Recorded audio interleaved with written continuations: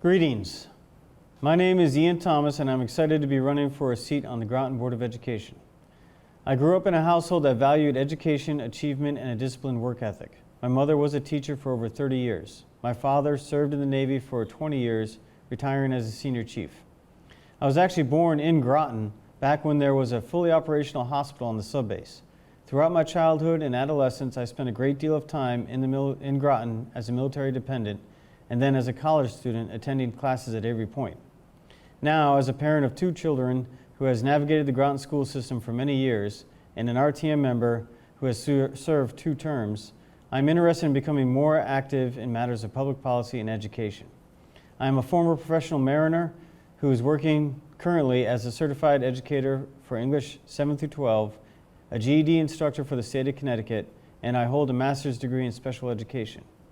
It is during my time at sea, working on sail training vessels, where I discovered my passion for providing educational experiences for youth, a powerful blend of my parents' influences as I was both a teacher and a mariner.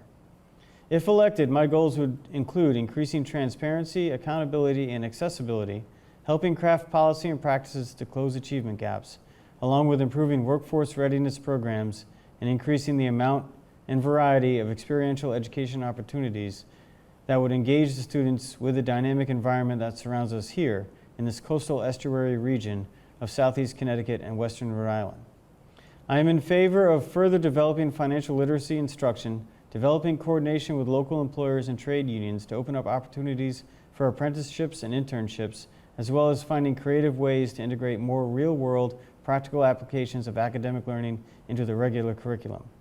I'd also like to institute, deepen, and expand pipeline programs for organizations such as the Naval ROTC, Civil Air Patrol, Merchant Marine Academies, Peace Corps, and Habitat for Humanity, along with internships at major employers in the area such as Pfizer and EB, as well as any number of carpentry, plumbing, and electrical contractors. I would also work towards restoring, enhancing, and integrating home economics and industrial arts classes, among other practical courses.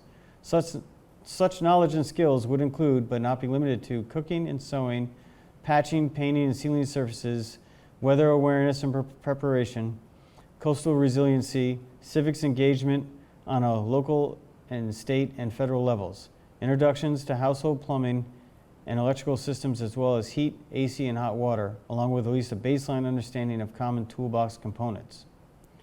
Regardless of any particular student's background or future academic, athletic, or career choices, I believe it is imperative for our schools to produce graduates who all have a firm foundation of how to survive and function in this society. Such a foundation requires early, urgent, and consistent focus on the fundamentals of learning: reading, writing, and arithmetic. These 3 cornerstones are critical to building a student's internal educational infrastructure strong enough to withstand the rigor and dynamic demands of the world beyond the walls of our academic institutions. I'll also explore how to expand extracurricular activities such as music, arts, and alternative sports like fencing and flag football in new and exciting ways. There should be more coordination between the Board of Education, Town Council, and RTM to develop and execute a master plan to systematically improve and maintain all school and community sports facilities. Considering that the Board of Education budget is close to 70% of the town's total, I am interested in exploring options to find better efficiencies within that budget that would allow the board to manage money in a more long-term, mission-driven fashion. One solution could be to create a non-lapsing fund for our unexpended money at the close of each fiscal year, a fiscal management and maintenance plan with the goal of a 100-year lifespan for our school buildings, and a critical look at administrative costs.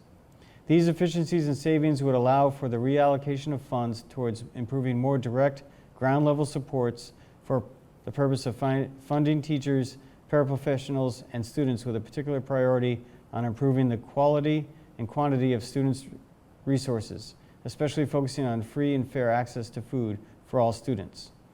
I look forward to discussing these ideas and many others with my fellow board members and the community at large. I hope to have your support and your vote on Tuesday, November 7th. You can find my name on the ballot in position 12A. Thank you for the interest, and I hope to have earned your support.